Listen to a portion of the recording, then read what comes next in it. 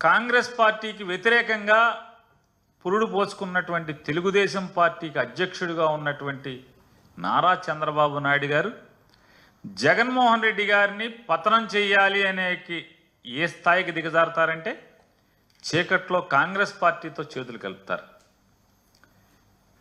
ఇక ఈనాడు, ఆంధ్రజ్యోతి లాంటి చంద్రబాబుకి కొమ్ము కాసేటువంటి చంద్రబాబు కోసం హరహరం అహర్నిశలు పనిచేసేటువంటి, ప్రాణం పెట్టి తప్పుడు వార్తల్ని సైతం నిస్సిగ్గుగా అచ్చు వేసేటువంటి ఈ ప్రచార మాధ్యమాలు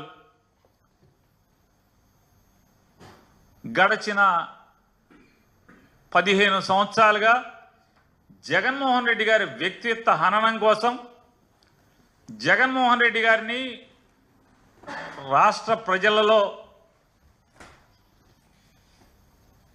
ఆయన పట్ల ఉన్నటువంటి ప్రేమని చెరిపివేయటానికి విషం చిమ్మే ప్రయత్నం చేయని రోజు లేదు, చేయని గంట లేదు. ఎంత చేస్తున్నా, వారు ఎంత విషం చిమ్ముతున్నా, ఎన్ని కుట్రలు చేస్తున్నా జగన్మోహన్ రెడ్డి గారు మాత్రం ఎంతెంతై ఒటుడింతై అన్న సామెతగా వాళ్ళందరినీ కూడా వాళ్ళ కుట్రల్ని పటాపంచలు చేస్తూ, వాళ్ళ విషపు రాతల్ని లేదా రాజకీయ కుట్రల్ని పటాపంచలు చేస్తూ ఇవాళ ఆంధ్రప్రదేశ్ రాష్ట్రంలో 45 ఏళ్ళ ఇండస్ట్రీ, 2 పేపర్లు, 10 టీవీ ఛానళ్ళు పెట్టుకుని విషం చిమ్ముతున్నా కూడా ఏ స్థితిలో కూడా తగ్గకుండా మొక్కవని ధైర్యంతో ప్రజల పక్షాన ఈ కూటమికి వ్యతిరేకంగా అలుపెరగని పోరాటం చేస్తున్న జగన్మోహన్ రెడ్డిని మనం చూస్తుంటే రాజకీయాల్లో ఉన్న ప్రతి ఒక్కరికి కూడా ఆఖరికి ఈ రోజున్న చాలామంది తెలుగుదేశం శాసనసభ్యులు కూడా ముచ్చటపడే పరిస్థితి. ఇవాళ ఎన్ని భారతదేశంలో విషం చిమ్మటమే కాకుండా అమెరికాలో పనామా లీక్స్ అని, లేదా ప్యారడైజ్ పేపర్లని, ఇంకేదో పేపర్లని, అదని ఇదని జగన్ అమెరికా పోలీసులు వచ్చి పట్టుకెళ్ళిపోతారు ఒకరోజు రాత్రిపూట అని ఎంత చిమ్మినా జగన్ను ముఖ్యమంత్రిని చేసేశారు జగన్మోహన్ రెడ్డిని.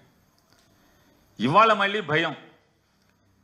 మనం ఎంత విషం చిమ్మినా, 3 పార్టీలు కలిసినా, ఎంత చెడు చేసినా ఇంకా జగన్మోహన్ రెడ్డికి 40% ఓటింగ్ ఉంది, దీన్ని చంపేయాలనేటువంటి తప్పుడు ఆలోచనలతోనే ఇవాళ మళ్ళీ విషం చిమ్మే ప్రయత్నం. వీళ్ళు ఎన్నిసార్లు విషం చిమ్ముతున్నా వీళ్ళకి అంటే వీళ్ళు కూడా రాక్షసులే. ఈ చంద్రబాబు బ్యాచ్ అంతా కూడా అలుపు ఉండదు. అలుపు లేకుండా జగన్మోహన్ రెడ్డిని ఎట్టాగైనా విషం చిమ్మి చంపేయాలని ప్రయత్నం చేస్తూనే ఉంటారు. ఇవాళ ఈనాడు రామోజీరావు గారి అబ్బాయి, ఆయన లేరు కదా పాపం, రామోజీరావు గారి అబ్బాయి చంద్రబాబు గారిని కాసేటువంటి ప్రధాన పాత్ర తీసుకుని పేపర్ పోయినా పర్లా, ఈనాడు చరిత్ర ఏ స్థాయి చరిత్రో అందరికీ తెలుసు. ఆ చరిత్రని తొంగలో తొక్కినా పర్లా, తప్పుడు వార్తలు రాయొచ్చు, అబద్ధాలు రాయొచ్చు, ఏది పడితే అది రాసేయచ్చు అనేటువంటి ఒక బాధ్యతను భుజానికి ఎత్తుకుని ఆయన వాళ్ళు రాస్తాడు. జగన్కు అదానీ లంచం 1750 కోట్లు. సెకీతో సౌర విద్యుత్ ఒప్పందాల్లో ముట్ట చెప్పిన వైనం. జగన్తో గౌతమ్ అదానీ 3 సార్లు చీకట్లో కలుసుకున్నారు. ఆ తర్వాతే ఒప్పందాలు కుదిరాయి. అంతర్జాతీయ స్థాయికి జగన్ అవినీతి. ఏంటి పుష్ప అంటే అంటే నేషనల్ కాదు ఇంటర్నేషనల్ అని ఈ మధ్య ఒక సినిమా వచ్చింది, అది కూడా రాశాడు రామోజీరావు గారు అబ్బాయి ఇవాళ పేపర్లో.